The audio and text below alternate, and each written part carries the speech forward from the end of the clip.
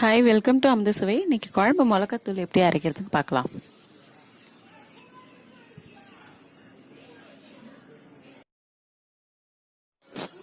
தேவையான பொருள்: 1/2 கிலோ காஞ்ச மிளகாய்,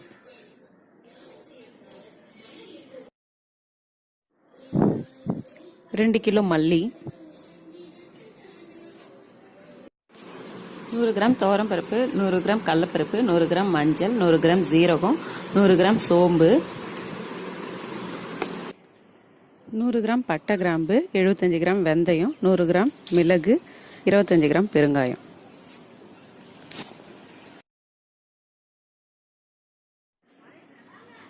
எல்லா பொருளையும் ஒரு ½ டே வெயிலில் நல்லா காய வச்சு மிஷினில் கொடுத்து அரைச்சிக்கலாம்.